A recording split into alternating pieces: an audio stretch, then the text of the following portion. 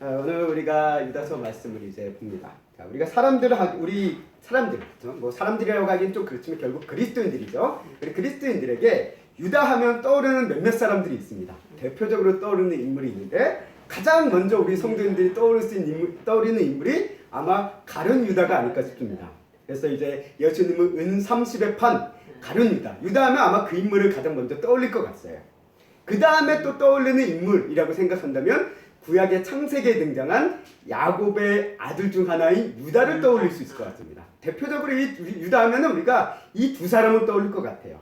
물론 성경에 보면 유다라는 인물이 정말 많습니다. 많지만 그럼에도 불구하고 우리가 인식하고 그리고 또 많이 듣고 그나마 성경을 통해서 잘 알고 있는 인물 두 사람이 유다라는 인물은 이 두 사람으로 대부분 우리가 떠올릴 것 같습니다.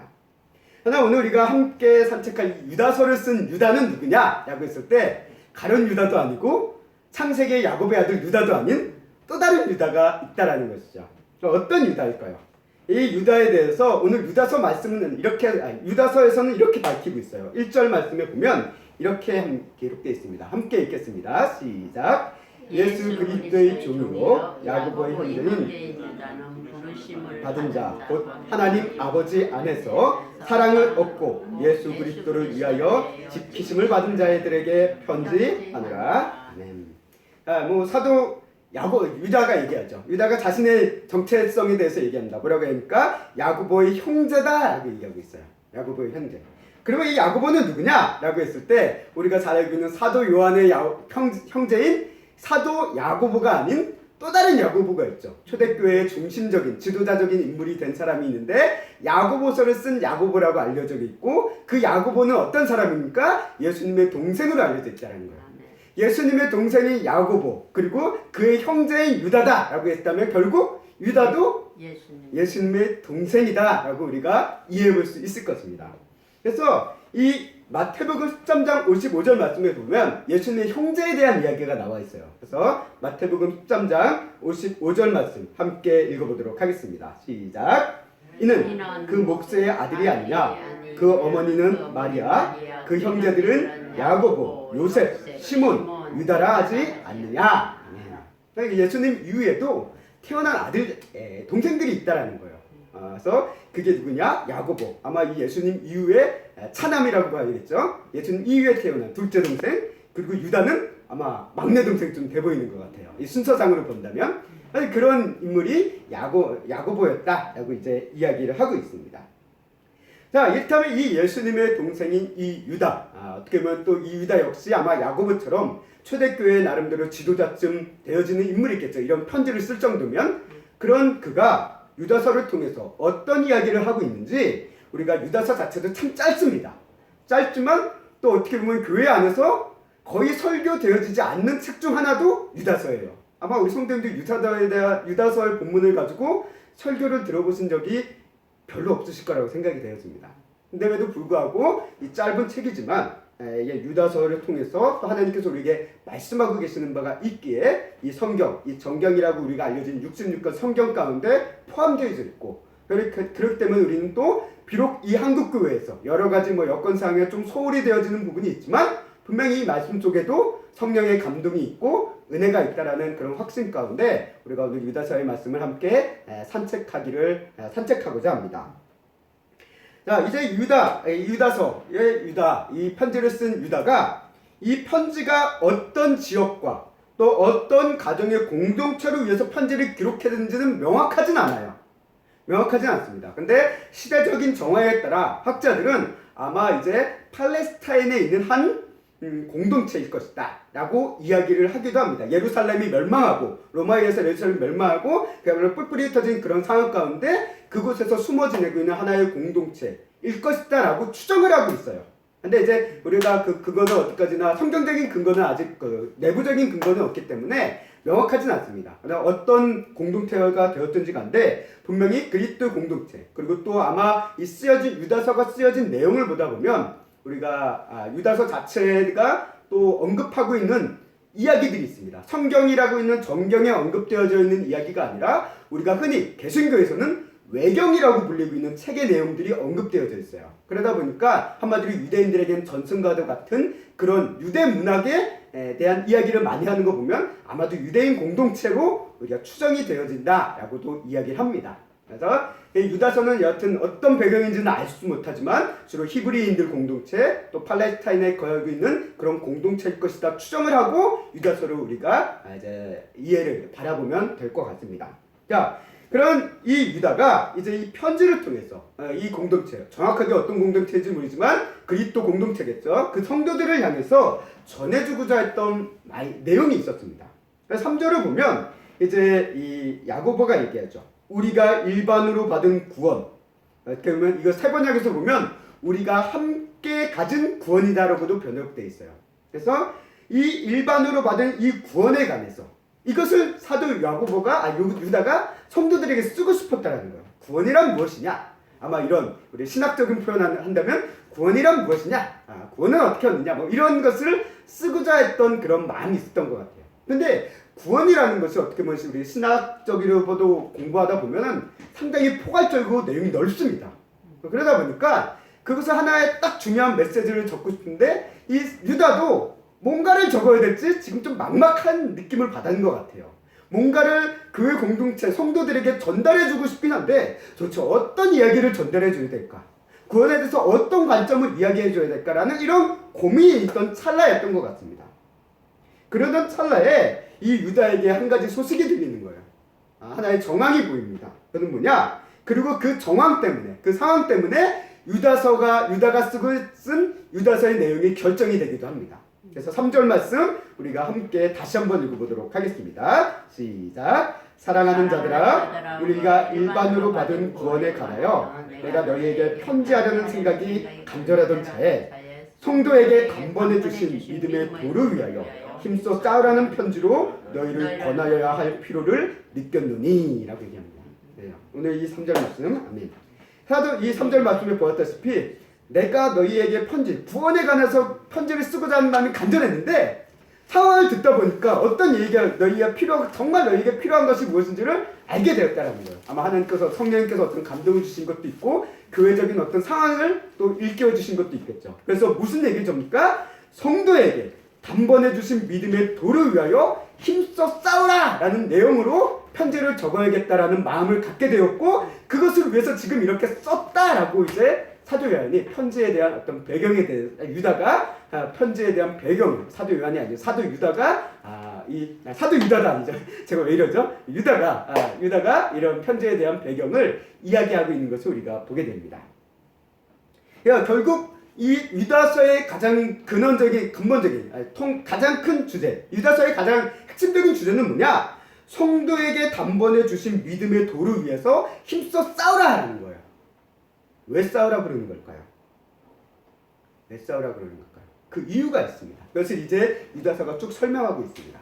하나 우리가 이 믿음의 도를 위해서 힘써 싸우라라는 이 이야기를 보기 앞서서 하나 좀 우리가 또 한번 묵상해보고 또 깨닫고 붙잡아야 될 내용이 있을 것 같아서 하나 이제 또 살펴보러 갑니다.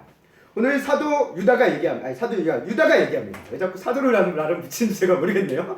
유다가 얘기합니다. 유다가 얘기하는데 뭐라고 얘기하냐? 믿음, 성도에게 주신 믿음에 대해서 얘기하는데 이 믿음이 뭐냐라고 했을 때 하나님께서 우리에게 주신 믿음인데 그것은 단번에 주셨다라는 거예요. 한 번에 주셨다라는 겁니다. 우리가 물론 우리 성도들이 믿음을 갖고 믿음의 어떤 성숙과 성장함에 대한 측면에서 믿음은 분명히 지속적으로 자라는 거긴 합니다. 그런 면에서는 봤을 때 이 얘기가 좀 받아들여지기 어려울 수도 있어요. 그러나 우리가 잘 알아야 될 것은 우리 안에 믿음이라는 것. 이거는 하나님을 믿는 믿음, 예수 그리스도를 믿는 믿음, 성령님을 믿는 믿음, 다시 말해 삼위일체 하나님을 믿는 이 믿음은 단번에 어느 순간 생긴 거라는 거예요. 한순간에 생긴 거라는 겁니다. 여러분들이 내가 이런 삼위일체 하나님을 한번 믿어보겠다라고 오랜 시간 묵상하고 고민하고 고찰하고 사고하고 논리적으로 철학적으로 생각하고 해서 하나님을 믿게 된 게 아니라는 거예요. 우리가 어떻게 하나님을 믿게 됐느냐? 우리는 한순간에 어느 순간에 갑자기 하나님을 탁 믿어지게 되는 순간이 우리에게 왔다라는 거예요. 아마 우리 성도들의 신앙의 고백들을 들어보면 또 우리 성도님들이 예수님을 깨닫게 되어지고 그 은혜를 하나님의 은혜를 깨닫게 되어지는 순간을 보게 되면 그게 어느 한순간에 갑자기 딱 생겼다는 거예요. 그 전까지는 그런 생각이 전혀 안 들었어요. 근데 어느 순간 뭐가 계기가 될지 몰라요. 그러나 한순간에 그런 하나님이 갑자기 믿어지기 시작한다는 거예요. 이게 우리 기독교 신앙의 시작점이 그렇다는 것이죠. 우리 인간이라는 것은 죄로 인해 타락한 인간은 우리 인간 안에는 하나님을 향한 믿음은 뭔지 한 톨도 없어요. 착각하기 쉬운데 우리 안에 하나님에 대한 믿음을 가능성이 있기 때문에 우리가 하나님을 믿는다? 아닙니다. 우리 인간에게는 하나님을 믿을 수 있는 믿음의 씨앗도 눈끝만치도 먼지 태클만치도 오늘날 과학에서 얘기하는 나노나리만큼도 없다라는 거예요. 죄로 인해서 하나님을 멀어진 인간 안에는 믿음이라는 것 자체가 없어요. 이게 기독교에서 얘기하는 가장 큰 시작점입니다. 그렇기 때문에 하나님의 은혜가 필요하다는 은혜에 대한 얘기가 여기 있는 거예요. 우리는 우리 스스로 인간 스스로 하나님을 믿을 수 없다라는 거예요. 절대로 하나님을 믿을 수 없다라는 거예요. 그렇기 때문에 하나님의 은혜가 있을 때 비로소 은혜로 말미암아 우리가 하나님을 믿기 시작한 거잖아요. 이런 관점에서 구원이라는 것, 믿음이라는 것은 전적인 하나님의 은혜고 우리 인간의 어떤 공로와 어떤 수고와 역할이 하나도 없다라는 것을 이야기하고 있다는 겁니다. 우리 안에 믿음의 씨앗이 있어서 아주 작은 족잘만한 아니면 겨자씨만한 아주 끌만한 뭔가가 있어서 때가 되면 하나님에 대한 믿음이 생겨날 것이다. 천만의 말씀입니다. 우리 안에 0.000000 막 이 0이 몇 번까지 가서 1 아주 작은 퍼센티테이지가 있다라는 착각을 우리는 버려야 돼요. 우리 안에는 그 미세한 믿음의 씨앗조차도 없습니다. 인간에게 하나님을 믿는 믿음은 눈꼽만치도 없어요. 그냥 0이에요. 0. 확률적으로 있을 것이다? 아니요. 인간에게 그 확률도 없습니다. 하나님을 믿는 믿음에 대한 것은 인간에게 확률이 없어요. 절대 못 믿습니다. 없어요. 믿음이 없습니다. 그게 성경이 얘기하는 바입니다. 하나님을 떠난 타락한 인간은 하나님을 믿지 못한다는 거예요. 믿지 않는다라는 거예요. 그렇기 때문에 믿음은 하나님께서 주신 선물이다라는 것을 전제로 하고 있다는 거예요. 그래서 에베소서 2장 8절 말씀, 우리에게 잘 알려진 말씀이기도 합니다. 우리가 함께 읽어보도록 하겠습니다. 시작. 너희는 그 은혜에 의하여 믿음으로 말미암아 구원을 받았으니 이것은 너희에게서 난 것이 아니고 하나님의 선물이라. 아멘. 믿음이 뭡니까? 하나님의 은혜로 주어진 선물이라고 분명히 얘기하고 있다는 거예요.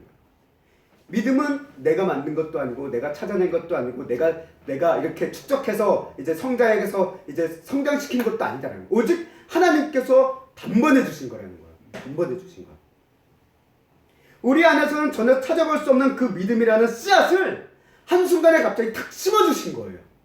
그래서 이제 그 안에서 우리 안에서 믿음이 자라나기 시작하는 것이죠. 이게 기독교의 신앙의 믿음의 시작점이다라는 것을 이야기했고 오늘 유다도 그런 얘기를 하는 거예요. 너희의 단번에 주신 믿음이다라고 얘기하고 있어요. 단번에 주신 이 믿음의 도를 위해서 힘써 싸워야 될 것을 위해서 오늘 이 편지를 적는다라고 이야기하고 있다는 것입니다. 여러분 우리는 예수님을 믿는 믿음, 이 믿음은 어느 날 갑자기 생겨요. 우리 성도님들, 이 자리에 나와 있는 우리 성도님들도 그것을 경험하셨을 거라고 저는 생각합니다. 그렇기 때문에 이 자리에 나왔다라고 저는 믿어요. 어느 순간 그 전까지는 물론 이제 모태신앙 때문에 부모님에 의해서 교회라는 것에 익숙해지고 쭉 다녔을 수 있어요. 그러나 부모님의 하나님이 내 하나님으로 바뀌게 되어지는 순간 그거는 한순간에 이루어진다는 거예요. 단번에 어느 순간 갑자기 이루어지는 하나님의 은혜의 사건이다라는 것을 성경은 또 기독교 역사는 늘 그것을 우리에게 이야기하고 있습니다. 그래서 그 전까지는 그렇게 안 믿어지던 것이 갑자기 어느 순간 믿어지고 이해가 되어지고 받아들여지는 우리의 모습들이 우리가 볼 수 있다는 것이죠. 그래서 저런 믿음은 하나님께서 주신 것입니다. 하나님께서 주시지 않으면 어느 누구도 하나님을 믿지 않습니다. 좀 더 정확한 표현으로는 성경을 통해서 우리에게 나타나신 하나님에 대한 것을 믿지 않는다라는 거예요. 우리 사람들은 얘기해요. 믿음이라는 것 자체, 물론 어떤 믿음이라는 행위 자체, 행동 자체는 있을 수 있습니다. 그러나 하나님에 대해서 믿는 것은 인간의 의지로는 가능한 게 아니다라는 거예요. 누군가가 자신은 나는 내 스스로가 하나님을 믿어! 라고 얘기하는 사람이 있다고 한다면 그 사람은 그 사람이 믿는 하나님은 성경에서 말씀하고 성경을 통해서 보여주신 그 하나님을 믿는 게 아니라 자기가 생각하는 하나님을 믿는 거예요. 자기가 만든 하나님을 믿는 겁니다. 그런 의미에서 믿는다라고는 얘기할 수 있겠지만 성경에서 얘기하는 믿음은 자기가 만든 하나님, 내가 생각하는 하나님을 믿는 것이 아니라 하나님께서 친히 자신을 나타내 보이신 그 하나님을 믿는 거예요. 성경 속에 드러나신 하나님을 믿는 것을 이야기하고 있다는 거예요. 그런 믿음은 오직 하나님께서 주실 수밖에 없는 믿음이다라는 것을 성경은 일관되게 이야기하고 있습니다. 우리는 하나님께서 주신 믿음으로 인해 성경을 통해서 자신을 나타내신 하나님을 믿습니다. 성경을 통해서 자신을 나타내신 하나님은 어떤 분입니까? 세상의 만물을 창조하시고 다스리는 하나님 아버지를 얘기하고 계시고 예수 그리스도를 통해서 구원과 심판을 이루시는 그 하나님을 얘기하고 있고 성령님을 통해서 성령의 성도의 연약함을 도우시고 보호하시는 그 성령님, 보혜사 하나님을 얘기하는, 다시 말해 삼위일체 하나님에 대해서 얘기하는 것이 바로 성경을 통해서 나타나는 하나님이고 그 하나님을 믿는 믿음인 오직 하나님으로부터 온다라는 것을 우리에게 이야기하고 있다는 거예요.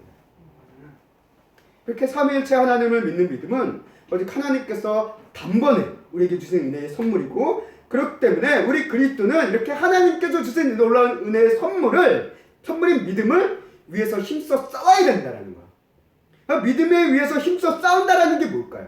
믿음의 도를 위해서 힘써 싸우라는 말을 사번역에서는 이렇게 얘기합니다. 믿음을 지키기 위하여 힘써 싸우라라는 말로 번역을 하고 있어요. 믿음을 지키기 위해. 그러니까 우리 성도들은 하나님께서 은혜를 주신 이 믿음이라는 선물을 지키기 위해 싸워야 된다는 거예요.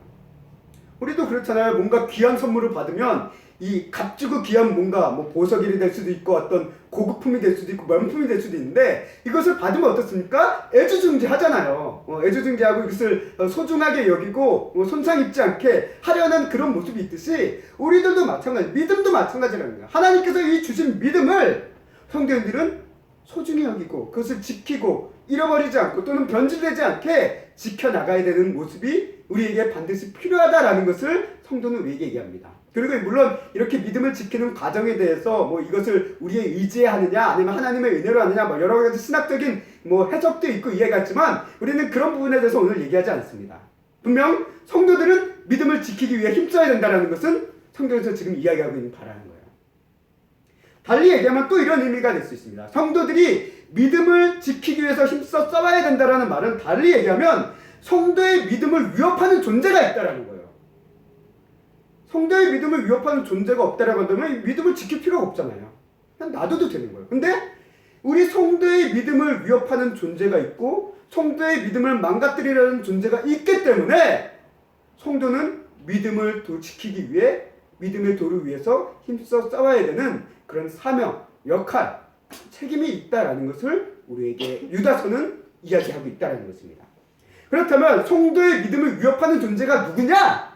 라고 얘기했을 때 유다서를 통해서 얘기하는 건 단편적입니다. 단편적이지만 그 본질적인 의미로 봤을 때 우리가 베드로후서도 그렇고 요한 1, 2, 3, 4의 말씀을 통해서도 또 요한계시록을 통해서도 나중에 보겠지만 결국 그 본질 안에 이래 성도의 믿음을 위협하는 가장 근본적인 본질은 어디냐? 사단이라는 거야. 마귀 사단. 그리고 마귀 사단의 권세 아래 놓여있는 그런 세력들이 우리 성도들의 믿음을 위협한다라는 것이 현실적인 상황이라는 것입니다. 그래서 오늘 유다서에서 이렇게 표현합니다. 뭐라고 표현하겠습니까? 이는 가만히 들어온 사람이 몇이 있다라고 얘기하고 있어요. 가만히 들어온 사람이 몇몇이 있다라는 거예요. 지금 이 유다가 편지를 쓴 또 편지를 받는 어떤 그 공동체 누군지 모릅니다. 어딘지 모릅니다. 그러나 그들 안에 가만히 조용히 몰래 숨어 들어온 이들이 있다는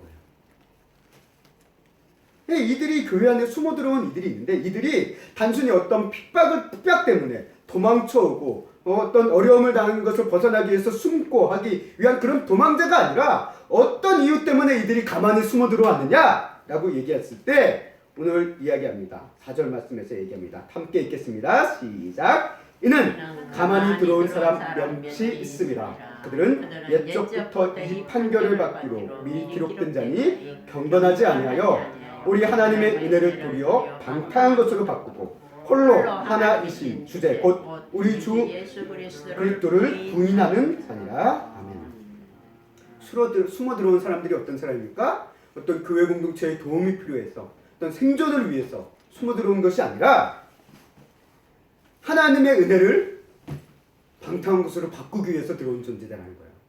예수 그리스도를 부인하기 위해서 들어온 존재다라는 거예요. 경건하지 않은 자들입니다. 그런 자들, 하나님의 은혜를 바꾸고 삼위일체 하나님이신 예수 그리스도를 부인하는 자들이 들어왔다는 거예요.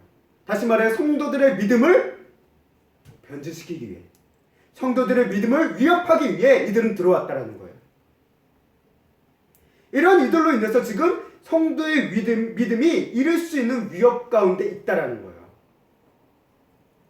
좀 더 자세히 얘기하면 성도의 믿음이 변질돼서 잘못된 믿음으로 향할 수 있게 될 지금 위험성이 지금 이 공동체 안에 있다라는 것입니다.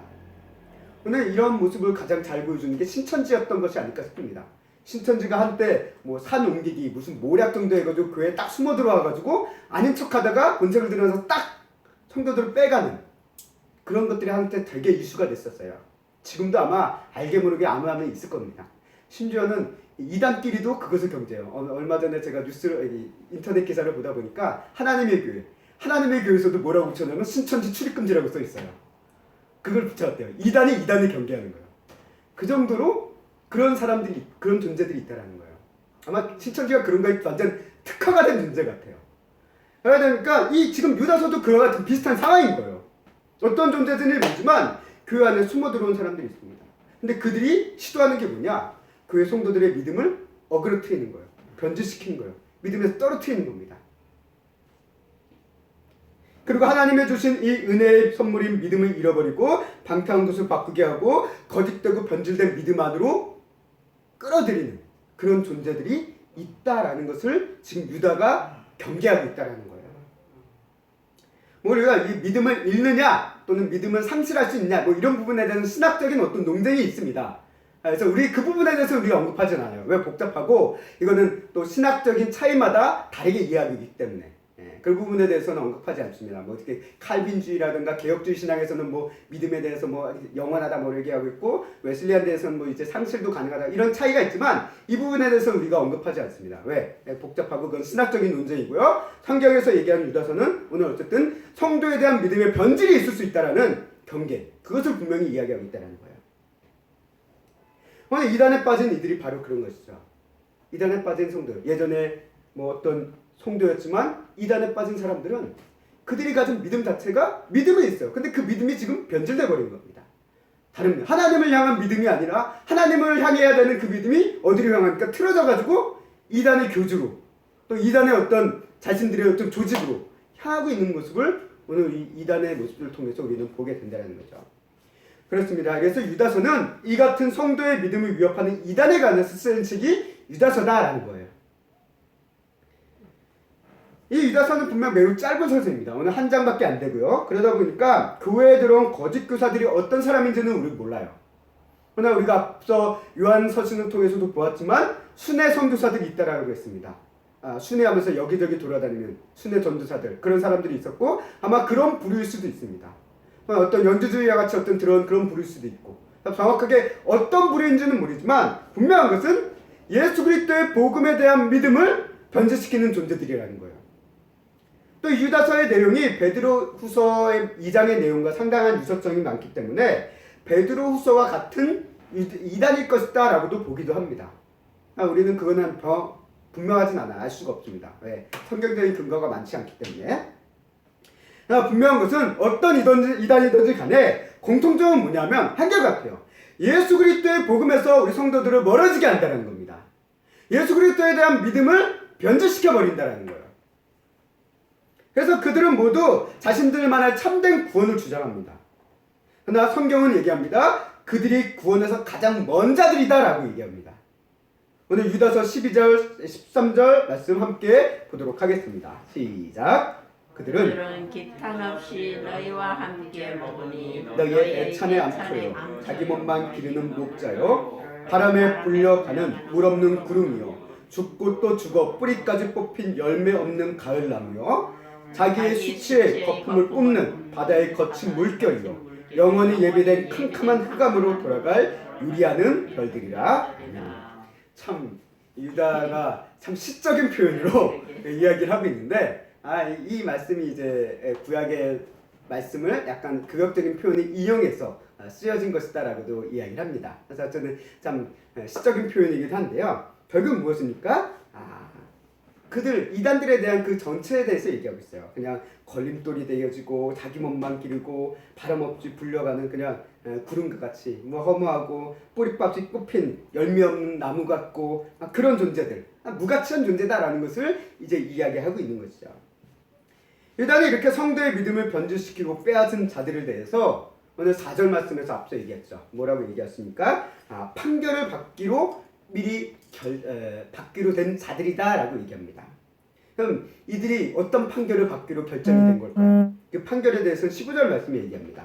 15절 말씀 함께 읽겠습니다. 시작. 이는 무사람을 심판하사 모든 경건하지 않은 자가 경건하지 않게 행한 모든 경건하지 않은 일과 경건하지 않은 죄인들이 주를 거슬러 한 모든 완악한 말로 말미암아 그들을 정죄하시니라 하였느니라. 아멘. 유다는 말 표현이 참 희한한 것 같아요. 오늘 말씀도 경건하지 않은 자가 경건하지 않게 행한 모든 경건하지 않은 이거 막 반복되니까 좀 헷갈리기도 하는데 한마디로 얘기하면 하나님의 심판을 받을 것이다 라는 것을 얘기해요. 이게 이미 예비가 되었다라는 거예요. 그런 자들은. 그래서 성도들의 믿음을 변질하게 하는 자들은 반드시 하나님의 심판이 있을 것이다, 정죄를 받을 것이다 라는 것을 이제 얘기하고 있고, 이를 위해서 유다는 몇 가지 예를 언급을 합니다. 몇 가지 예를 가져와요. 그래서 5절에서 어떤 얘기를 합니까? 출애굽의 이야기를 합니다. 그래서 믿지 않는 자들에 대한 멸하심에 대해서 얘기하고 있어요. 아마 이 부분은 이제 10가지 재앙과 또 홍해의 기적을 통해서 바로의 군대가 수장되어지는 모습을 이야기하는 걸 수도 있을 것 같습니다. 그 부분에 대해서 얘기하는 것일 수도 있고, 6절과 7절 말씀, 6절 말씀은 성경에 기록된 얘기가 아니에요. 성경에 기록된 얘기가 아니기 때문에 성경을 근거로 해서 발견할 수 있는 부분이 아닙니다. 그래서 아마 이제 외경이라고 불려지는 책에서 이제 우리가 보여주는 내용인데요. 그래서 하나님을 거역하고 타락한 천사들의 심판의 날까지 결박과 같으신, 한마디로 천사들에 대한 얘기, 타락한 존재, 영들에 대한 이야기를 하는 이 유다는 이제 또 언급을 하고 있는 것을 보게 됩니다. 그리고 7절 말씀은 소돔과 고모라의 멸망에 대한 이야기를 통해서, 이것은 뭐 창세기에 나와 있죠. 그래서 하나님께서 불의 심판을 통해 그 두 도시를 멸망시키는 그 불심판에 대한 이야기를 통해서 이 하나님의 판결, 하나님의 멸망을 받을 자들에 대한 것들을 이렇게 설명하고 있다는 것입니다. 그래서 유다는 성도의 믿음을 위협하고 변질하는 자들이 바로 이들과 같은 판결이 기다리고 있고 이들과 같은 존재다라고 얘기합니다. 근데 유다는 이렇게 하나님의 믿음을 어그러뜨리는, 성도의 공동체의 믿음을 위협하는 자들에 대해 그 특징에 대해서 이들 이렇게 이야기를 하고 있습니다. 8절 말씀에 우리 함께 보도록 하겠습니다. 이게 8절 말씀 함께 읽겠습니다. 시작. 그러한데 꿈꾸는 이 사람들도 그와 같이 육체를 더럽히며 권위를 역중히 여기며 영광을 비방하는 도다. 아멘. 그리고 이게 이제 성도의 믿음을 위협하는 자들은 마치 이와 같은 모습을 보인다라고 이제 이야기하고 있고요. 또 이제 11절 말씀을 통해 그들이 받게 될 결과에 대해서 이제 또 얘기합니다. 11절 말씀도 읽겠습니다. 화 있을진저 이 사람들이여 가인의 길에 행하였으며 삭을 위하여 발람의 어그러진 길로 몰려갔으며 고라의 폐역을 따라 멸망을 받았도다. 이렇게 하나님에 대한 성도의 믿음을 변질시키고 하나님의 권위와 영광을 무너뜨리는 그런 자들을 반드시 이제 가인과 같이, 발람과 같이, 고라와 같이 그런 죄인들에 대한 예를 통해서 심판이 있을 것이다, 멸망할 것이다 라는 이야기로 경고를 하고 있는 것을 우리가 보게 됩니다. 오늘 성도의 믿음을 이렇게 변질시키고 위협하는 그런 존재, 이단들이죠. 일종의 이단들, 그런 특징이 있습니다. 거짓교사들의 하나의 특징이 있는데요. 그것은 뭐냐면 8절 말씀에서 보았다시피 꿈꾸는 자들이라는 거예요. 꿈꾸는 사람들. 한마디로 환상적인 뭔가를 얘기해요. 오늘날 얘기하는 신비주의예요. 신비주의. 극단적인 신비주의. 그래서 이단의 교주들 또는 아니면 어떤 좀 건전하지 못한 교회들도 교회 목회자들이 보일 수 있는 특징일 수도 있는데요. 이단의 교주들은 모두 자신이 하나님으로부터 뭔가 특별을 받았다라는 그런 신비주의를 먼저 강조합니다. 그래서 뭐 환상 가운데 책을 받았답니다. 환상 가운데 내가 하나님의 아들이고 성령이 했다란다. 뭐 이런 식으로 자신의 어떤 하나님과의 특별한 관계, 특별한 환상을 통해서 나는 특별히 선택된 존재다라는 것을 많이 강조해요. 그게 이단의 특징입니다. 그리고 또 하나님으로부터 뭐 말씀을 치통계시를 받는다. 뭐 이런 사람들도 있어요. 환상주의. 뭐 그런 것들을 조심해야 된다는 거예요. 유다서도 얘기하는 거예요. 꿈꾸는 자들. 아마 이 교회 공동체에 들어왔던 어떤 교직 교사들, 이제 성도의 믿음이 위협한 자들로 아마 이런 얘기를 많이 해요. 뭐 꿈을 꿔서 내가 어떤 환상을 받았다든지 어떤 예언을 받았다든지 막 이런 식으로 사람들을 일단 요동시키는 거예요. 요동시키는 거예요. 그런 것들을 강조하면서 이제 사람들을 자신들의 가르침으로 끌어들이기 시작합니다. 그래서 어떤 일을 합니까? 육체를 더럽힌다라고 얘기합니다. 이 육체를 더럽힌다는 말을 또 아래 말씀을 보면 정욕들을 행한다라는 말로도 같은 의미이기도 합니다.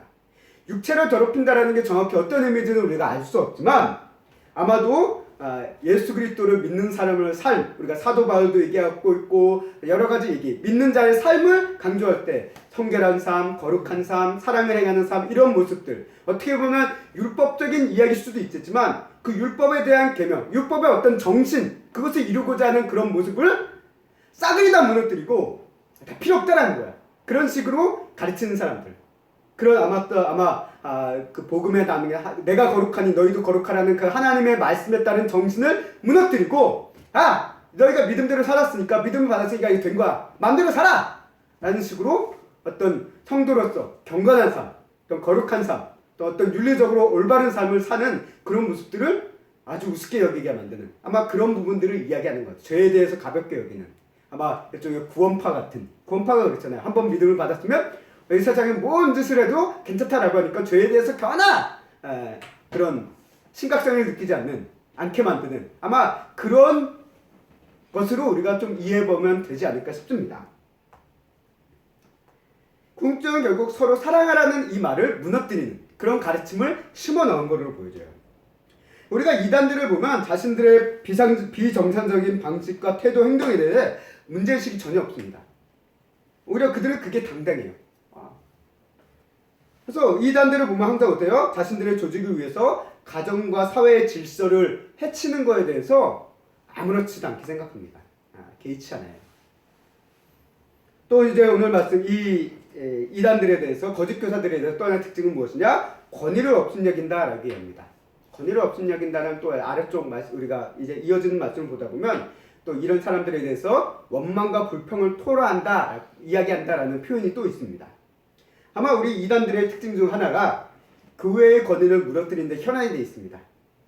기존 교회는 가짜다. 기존 교회는 나쁜 것이다. 라고 항상 호도를 해요. 또 교회에 대한 비방과 교회에 대한 원망과 불망을 끊임없이 이야기하고 심어주는 것을 우리가 보게 됩니다. 그러면서 이야기하는 게 뭡니까? 우리는 그런 꼭 교회와 다르다라는 거예요. 그것을 강조해요. 이단들은. 그러면서 하나님의 그 권위, 교회에 있는 하나님의 권위를 교주 자신의 것으로 바꾸는 것을 우리는 늘 보게 된다. 이단의 특징이 그렇습니다. 또 제가 이단에서 세세히 공부한 건 아니지만 그냥 표면적으로도 보여지는 게 그렇다는 거예요. 또 하나 이런 자들의 특징은 무엇이냐? 영광을 비방한다라는 거예요. 이 영광이 얘기할 때 무엇이냐? 라고 얘기했을 때 이것은 교회는 하나님의 영광을 위한 곳이에요.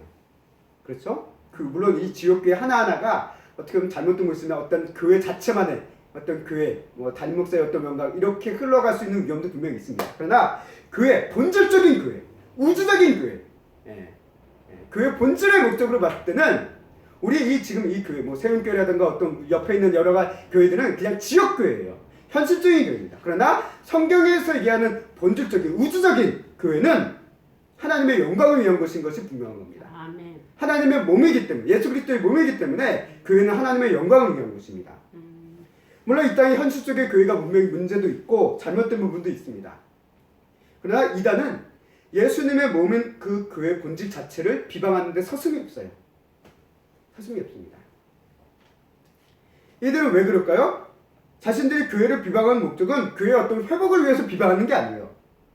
자신들을 자랑하고 이단의 이익을 위해서 그래서 이 말씀 가운데 이런 자들의 특징을 보면 입으로는 자랑하는 말을 하고 이익을 위해 아첨한다라는 말이 또 밑에 나와요. 결국 이들은 기존 교회를 무시하고 무너뜨리면서 자신들의 우월성을 강조하고 자신들의 이익을 위해서 하나님의 영광을 비방하는 것에 전혀 개의치 않는 것을 우리는 보게 된다는 것입니다. 유다서는 이런 이유로 인해서 성도가 믿음을 지키기 위해서 싸움을 해야 된다는 것을, 힘써 싸워야 될 것을 이야기하고 있다는 거예요. 그렇다면 우리가 믿음을 지키기 위해서 힘써 싸운다는 것은 도대체 어떻게 해나가야 될까요? 지금 이런 말씀을 통해서 이단의 위험성은 알겠어요. 실제 제가 이 말씀, 이 유다서라든가 베드로서 말씀이라든가 요한 2서 3서 말씀을 보면서 좀 더 말씀에 대해서 좀 잘 느껴지고 생각되어지는 이유가 우리 교회 바로 앞에 이단들이 많이 있다 보니까 생각이 또 가더라고요. 말씀을 준비함에 있어서. 그러니까 그런 믿음의 선한 싸움을 위해 믿음을 지키기 위한 싸움을 그렇다면 어떻게 해야 될까? 이단의 위험성은 분명 알겠습니다. 그러면 이런 위험성 앞에서 우리 성도들은 어떤 식으로 믿음의 선한, 이 믿음을 지키기 위해 힘써 싸워야 될까? 어떤 식으로 해나가는 게 옳은 방식일까? 여기서 유다서가 이제 그것을 우리에게 이야기해주고 있다는 겁니다. 20절과 21절 말씀 함께 읽겠습니다. 시작. 사랑하는 자들아, 너희는 너희의 지극히 거룩한 믿음 위에 자신을 세우며 성령으로 기도하며 하나님의 사랑 안에서 자신을 지키며 영생에 이르도록 우리 주 예수 그리스도의 긍휼을 기다리라. 아멘. 아멘. 먼저 얘기합니다. 거룩한 믿음 위에 자신을 세우라 라고 얘기합니다. 또 믿음으로 성장하고 성숙해져 가야 되는 것을 우리에게 얘기하는데, 우리가 믿음은 어떻게 납니까? 그리스도의 말씀을 들으면서 우리의 믿음은 납니다. 결국 우리 성도가 거룩한 믿음 위에 자신을 세우기 위해서는 무엇이 필요합니까? 바른 성경의 이해가 필요하고요. 바른 성경의 가르침 속에서 믿음이 세워져 가야 된다는 거예요. 믿음 자체는 하나님께 주신 씨앗의 선물이지만 그 믿음에 물을 주고 또 물을 주고 그 안에 어떤 가지치기를 하고 영향을 주는 것은 우리의 몫이에요. 그러나 그것을 또 자라게 하시는 것은 하나님이시지만요. 아멘. 그래서 어쨌든 바른 성경의 이해와 바른 성경의 가르침, 교회를 통해서 우리 성도들은 그렇게 배우고 믿음을 세워가야 된다는 거예요. 우리가 주의가 필요한 부분이 있어요. 오늘 유다가 얘기합니다. 거룩한 믿음이라고 얘기하고 있어요. 이단들도 거짓 교사들도 거짓된 믿음 위에 자신을 세웁니다. 그들이 가지고 있는 것들을 항상 얘기하는 게 뭘 얘기해요? 그들도 성경을 가지고 얘기해요. 우리가 길가에 나가보면 여호와 증인도 있고 선천도 있습니다. 그들이 표방하는 건 무엇입니까? 성경 공부 얘기하고 있어요. 그들도 성경을 얘기해요. 이단들도 성경을 가지고 얘기해요. 사단도 하와를 유혹할 때 하나님의 말씀을 가지고 유혹했습니다. 예수님을 시험해야 할 때도 하나님의 말씀을 가지고 시험을 했어요. 그러니까 성경을 가지고 가르친다고 다 믿음이 세워지는 게 아니에요. 거룩한 믿음을 세우기 위해서는 성경을 바로 배워야 되고 성경을 바로 이해해야 된다는 거예요. 그래서 어떻게 보면 2000년 교회 역사를 통해서 정립되어진, 성령님을 통해서 세워진 교회 정통의 어떤 가장 본질적인 그 복음의 내용은 지금까지도 동일하다는 거예요. 근데 이단은 뜬금없이 그것을 다 무시해버려요. 그럼 자신들이 새로운 가르침을 준다는 거예요. 그래서 우리 성도님들이 성경을 가지고 가르친다고 아무나 다 따라가시면 안 됩니다. 성경 공부하자라고 얘기했을 때 그게 교회도 아니고 뭐 어떤 이상한 데서 개인적으로 성경 공부하자라는 그런 것은 먼저 경계를 하셔야 됩니다. 교회에서. 물론 이제 나 목사다, 전도사다라고 성경 공부하자라는 걸 혹할 수 있어요. 근데 그것도 조심해야 된다는 거예요. 그것도. 두 번째를 얘기합니다. 성령으로 기도하라 라고 얘기합니다. 성령은 어떤 분입니까? 단순히 하나님의 기운이 아니에요. 많은 사람들이 착각하기도 합니다. 성령은 그냥 하나님의 기운이고 하나님의 어떤 능력이고 또 하나님께서 어떤 기적을 일으키게 하는 어떤 매개체에 불과하다라고 이해하는 경우도 있습니다. 그러나 아닙니다. 성경은 그런 능력과 기능적이나 부속적인 존재가 아니라 성경에서 얘기하는 성령님은 삼위일체 하나님이시다라고 얘기하고 있어요. 하나님 그 자체다라는 것을 얘기하고 있어요. 다시 말해 성령님도 인격적인 존재다라는 것을 성경은 얘기하고 있어요. 그래서 성도는 하나님이신 보혜사 성령님을 의지하며 기도해야 된다는 것을 얘기하고 있다는 거예요. 성령으로 기도해야 된다는 것은 바로 그거예요. 성령의 어떤 도구처럼 사용해서 기도하는 게 아니라 성령님을 의지하는 거예요. 성령님께 묻고 성령님을 바라보며 기도하는 것. 그게 우리에게 필요하다는 것입니다. 그리고 하나님의 사랑 안에서 자신을 지키라 라고 얘기하고 있습니다. 그리고 영생에 이르도록 하나님의 긍휼을 기다리라 라고 얘기하고 있습니다. 그래서 어떻게 보면 사도 바울의 얘기는 믿음과 소망과 사랑에 대한 이야기일 수도 있습니다. 그래서 하나님의 사랑 안에서 자신을 지키는 것입니다. 우리를 지킬 수 있는 건 하나님의 사랑밖에 없어요. 하나님의 사랑이 풍성할수록 우리는 세상 어떤 것으로부터 요동치 않습니다. 영생에 이르도록 하나님의 예수 그리스도의 긍휼. 영생은 우리 믿음으로부터 우리의 영생은 시작되어졌지만 아직 영생은 완성되지 않았습니다. 믿음이 완성되어야지 영생도 완성되어지는 거거든요. 그렇기 때문에 그것이 완성되어지는 때는 언제냐? 예수님이 다시 오시는 그때, 재림의 때. 그것이 그 영생에 이르도록 하나님의 긍휼을 기다리는 거예요. 그때 이게 소망이고 인내죠. 이게 성도들 안에 필요하다라는 것을 얘기하고 있습니다.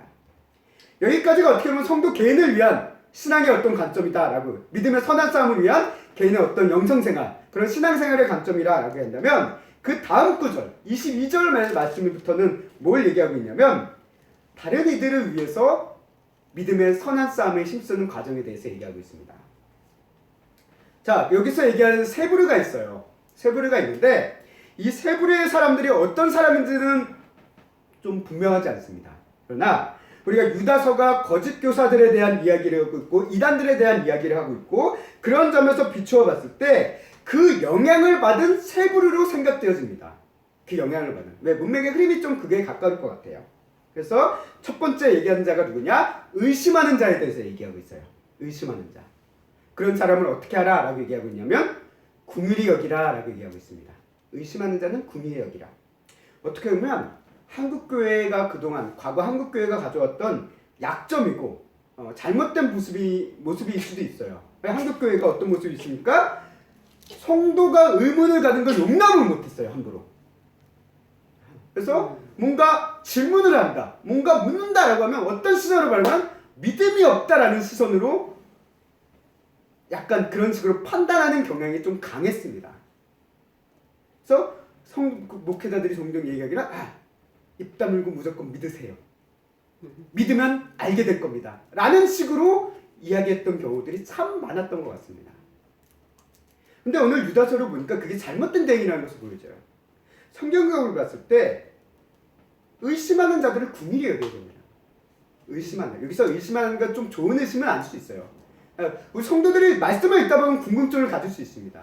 말씀을 읽다 보면 정말 성경적이진 않지만 좀 황당한 질문일 수 있지만 할 수 있어요.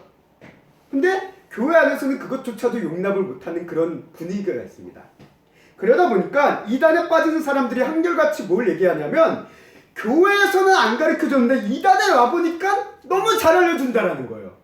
속전이 알려줘서 너무 좋다라는 얘기를 많이 해요. 왜? 그들은 나름대로 잘못된 풀이지만 나름대로 알고 싶어하는 것들을 엉뚱한 해다 주면 알려주거든요. 그러니까 그게 좋다라는 거예요. 거기 빠져든다라는 거예요. 교회에서는 물론 우리 교회가 모르는 것, 제대로 이야기할 수 없는 것은 함부로 답해서는 안 됩니다. 그러나 모르는 건 모른다. 이런 부분 때문에 이야기하기 어렵다라고 우리는 얘기해 줄 수 있어야 된다는 거예요. 우리 성도들이 신앙과 말씀에 대해서 궁금해할 수 있습니다. 성경 말씀을 읽다 보면 궁금한 점이 생겨요.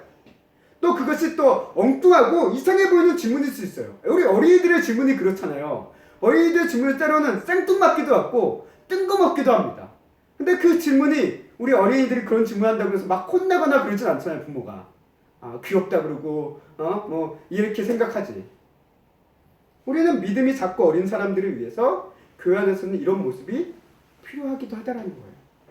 물론 의심을 갖고 그 의심은 아주 이상한 의심, 막 어떤 교회를 공격하기 위한 그런 의심이라 한다면 조심해야 되겠지만 단순히 진짜 몰라서 궁금해서 하는 그런 것에 대해서는 우리가 긍휼히 여길 수 있고 또 받아들일 수 있는 그런 이해할 수 있는 마음이 필요하다라는 것으로 오늘 유다서가 기록하고 있는 것을 보게 됩니다. 자, 두 번째를 얘기하고 있어요. 어떤 자를 불에서 구원해야 된다라고 얘기합니다. 이게 참 특이한 문구인데 누군가를 구원한다는 것은 우리 인간이 할 수 있는 게 아닙니다. 예수 그리스도께서 하시는 것인데 유다는 이런 얘기를 어떤 자를 불에서 끌어내어 구원하라. 이 어떤 자가 도대체 누구냐라고 했을 때 아마도 이건 말씀을 묵상하면서 제가 느낀 개인적인 추측이고 나름대로 추정을 한 참격이기도 하지만 아마도 이단에 깊이 빠지지 않은 이들을 얘기하고 있는 것 같아요. 아니면 이단에 빠져 들어가고 있는 과정 가운데 있는 사람들을 얘기하는 것 같아요. 믿음을 버리면 믿음 안에서 떠난 자들, 믿음을 잃은 자들은 결국 어떻게 됩니까? 불구덩이에 들어갈 수가 없잖아요. 그게 성경이 얘기하는 심판이에요. 믿음이 없는 자는 결국 하나님의 불, 영원한 불의 심판에 대한 이야기를 하고 있기 때문에 그 불구덩이에 들어가고 있는 그런 자들을 우리 성도들이 구원할 수 있도록 도와줘야 돼요. 우리가 구한다기보다는 그들에게 바른 믿음을 전해줄 수 있도록 해줘야 되는 것이 우리 성도들의 또 하나의 역할이다라는 것을 얘기하고 있다는 거예요. 그래서 이단의 영향에서 나오라고 제대로 된 교회에서 성경을 배우라고 이야기하며 경각심을 심어주고 필요에 따라서는 또 전문적인 이단 상담을 할 수 있도록 도와주는 과정이 우리 성도들에게도 또한 필요할 수 있다는 거예요. 저 사람이 이단에 빠져갔을 때 라고 하면 무시하고 놔두고 하는 게 아니라 혹시라도 그দের 가능성이 있다라고 한다면 상담해주고 이렇게 끌어주는, 그를 통해서 그 사람이 불구덩이, 심판의 불구덩이에 들어가는 것을 막을 수 있다라고 한다면 그게 불에서 끌어내는 것과 똑같은 것이 아닐까라고 생각이 되어집니다. 그런 측면에서 어떤 자를 불에서 구원해야 된다. 다시 말해 자꾸 잘못된 믿음으로 향하고 있는 일을 바른 믿음으로 가르쳐주고 전달해주고 이끌어주는 역할을 해야 된다라는 것을 이제 이야기하고 있는 것 같습니다. 네, 세 번째 얘기합니다. 세 번째 부류는 어떤 자를 두려움으로 긍휼히 여기며 미워하라 라고 얘기하고 있습니다. 아마 이 마지막 세 번째 부류는 제가 생각하기에는 이미 이단에 깊이 빠진 자들을 이야기하고 있는 것 같아요. 첫 번째는 아직 이단에 빠지지 않은 그런 자, 약간 이단에 콕 찔러봐가지고 약간 요동치는 그런 약한 사람들. 두 번째는 이단에 좀 어느 정도 살짝 좀 발이 들어가려고 하는 그런 사람들이라고 했다면 세 번째는 완전히 빠져든 자들, 그런 부류인 것 같습니다. 이런 자들은 이미 말이 안 먹히는 거예요. 그러니 이런 자들에 대해서 어떻게 바라보려 합니까? 이런 자들에 대해서 안타까움을 가지고 그들을 영혼을 위해서 긍휼히 여기는 그런 마음이 있지만 그를 위해서 또 불쌍히 여길 수 있지만 문제로 이렇게 얘기합니다. 그 육체로 더러워진 옷까지 미워하라는 말처럼 이 부분을 우리가 세 번역으로 보면 뭐라고 얘기하냐면 그 살에 닿아서 더러워진 속옷까지도 미워하십시오 라고 얘기하고 있습니다. 살에 닿아서 더러워진 속옷까지도 미워하라 라고 이야기하고 있는 것처럼 결국 이것이 결국 어떻습니까? 가까이 하지 말라라는 거예요. 우리가 이스라엘 히브리인들에게 거룩이라는 개념이 그렇잖아요. 막 이제 어떤 것이 부정한 것이 닿으면 그 부정한 것에 손닿지 툭하지 않으려고 하는 그런 의식이 있습니다. 그것과 마찬가지예요. 더러운 것, 부정한 것 손대지 말라, 가까이 하지 말라는 거예요. 이런 부류의 사람들은 우리가 함부로 가까이 해서는 안 돼요. 물론 그것 때문에 완전히 깊이 빠져가지고 헤어날 수 없을 정도로 빠진 그런 사람들을 위해서 안타까워하고 있고 불쌍히 여길 수도 있고 우리가 기도할 수는 있습니다. 또 그런 모습을 보면서 우리가 그들이 정말 이단에 빠진 이들을 불쌍히 여기며 또 그런 것에 대해서 빠지게 되는 그런 이단의 위험성에 대해서 우리가 두려워하며 염려할 수 있어요. 그러나 그들을 섣불리 가까이 해서는 안 된다는 거예요. 이런 부류의 사람들은 전문적인 이단 상담가들도 쉽지 않습니다. 오랜 시간 상담을 해야지 헤어날 수 있을까 말까 할 정도라고까지 얘기해요. 우리가 이단에 깊이 빠진 자들을 보며 불쌍히 여기며 규제해야 되는 부분이 있습니다. 그러나 그런 자들을 내가 한번 바꿔보겠다고, 구원해보겠다고, 건져내겠다고 함부로 다가가는 것은 조심해야 된다는 거예요. 그래서 오늘 이 유다는 이 세 부류를 이렇게 구분했던 것 같아요. 연약한 자들, 의문을 가질 수 있는 자들, 그런 자들을 통해서 의문을 풀어주고 이단의 잘못된 풀이에 빠지지 않도록 제대로 된 이야기를 해주고 하는 것이 우리 교회의 목이고 성도들의 목이고, 또 이단에 좀 어느 정도 맛이 들어가는 사람들을 빨리 건져내고 도와주고 하는 것들도 우리가 필요하기도 하고요. 그런 부분에 대해서 이제 유다서는 이러이러한 모습에서 믿음의 선한 싸움을 이런 방식으로 해나갈 수 있다는 것을 우리에게 이야기하는 것 같습니다. 자, 이제 말씀을 정리하겠습니다. 이제 유다서는 짧은 한 장의 서신입니다. 그리고 신약 성경 가운데 또 상당히 무시되어진 성경이기도 합니다. 그 이유는 있어요. 베드로후서와의 유사성도 있고요. 또 개신교에서는 외경이라고 부르는 그런 책. 우리 개신교에서는 외경을 보지 않습니다. 가톨릭에서는 외경을 제2의 정경이라고 해서 봐요. 그러나 우리 개신교는 안 봐요. 그러다 보니까 그런 정경으로 인정하지 않는 책을 어떤 가르침의 하나의 근거로 뒀기 때문에 그런 부분에 대해서 유다서를 좀 상당히 무시해 왔어요. 그럼에도 불구하고 유다서가 최종적으로 이 성경 66권 안에 있다라는 것은 이런 짧은 서신 안에 분명 하나님의 뜻이 있고 또 성령의 감동이 있었기 때문에 이렇게 놓여 있다라고 우리는 생각해 볼 수 있습니다. 그리고 이걸 유다서를 포함해서 신약의 여러 지금 후반부의 서신들을 보면 모든 이 서신들의 공통점들이 보입니다. 그건 뭡니까? 거짓 교사들에 대한 위험성을 지금 지속적으로 얘기하고 있는 것을 보게 돼요. 그리고 이 이단의 악영향, 그 공통적인 언급을 통해서 초대교회에서도 이런 이단의 위험성이 상당한 심각성을 가지고 있었는데 이런 이단은 지금도 여전히 활동하고 있고 오히려 더 교묘하고 더 악랄하게 행동하고 있는 것을 우리는 이 현실 속에서 보고 있다는 거예요. 이단이 많이 활동하고 있다는 것은 그만큼 말세의 때가 깊어져 가고 있다는 것을 우리는 또한 볼 수 있는 하나의 증거다라는 것입니다. 그렇기 때문에 이런 이유 때문에 우리 그리스도인들은 지금 더욱 믿음을 위해 힘써 싸워야 되는 시기다라는 것을 인식해야 됨을 오늘 유다서를 통해서 우리에게 이야기해주고 있다라고 저는 생각되어집니다. 그리고 이런 믿음에 힘써 싸우기 위해 도우시는 분이 있다라는 것을 유다서는 마지막에 밝히고 있습니다. 24절 말씀 함께 읽겠습니다. 시작. 능히 너희를 보호하사 거침이 없게 하시고 너희로 그 영광 앞에 흠이 없이 기쁨으로 서게 하실 이라고 얘기하고 있습니다. 이게 누굽니까? 예수 그리스도예요. 이 25절 말씀이 그것을 이어서 설명하고 있는데 예수 그리스도에 대해서 얘기합니다. 너희를 보호하시고 거침없게 하시고 영광 가운데 흠이 없이 기쁨으로 서게 하실 예수 그리스도가 너희와 함께 있다라고 얘기합니다. 그렇기 때문에 너희는 믿음의 싸움을 힘써 싸워 나아갈 수 있고 승리를 향해 나아갈 수 있다라는 것을 또 유다서는 이야기하며 마무리하고 있는 것을 우리가 보게 됩니다. 예수님은 우리를 보호하십니다. 예수님은 우리를 거침없게 이것을 넘어지지 않게라고도 얘기합니다. 넘어지지 않게 하십니다. 예수님은 우리를 흠이 없는 사람으로 하나님 앞에 기쁨으로 설 수 있게 만들어 주십니다. 우리의 이 믿음의 싸움은 나 혼자 하는 게 아닙니다. 누가 함께 하십니까? 예수 그리스도와 함께하고 있고 예수님이 우리의 대장 되셔서 이 싸움을 이끄시고 계심을 우리는 기억하시기를 바랍니다. 아멘. 예수님이 이미 사단과의 싸움에서 승리하셨습니다. 아멘. 그렇게 우리의 믿음의 싸움 역시 우리도 힘써 싸우는 이 싸움 역시 승리할 수 있음을 믿고 믿음으로 설 수 있는 우리 귀한 세움교회 성도님들이 될 수 있기를 주님의 이름으로 간절히 소망하고 축원합니다. 아멘.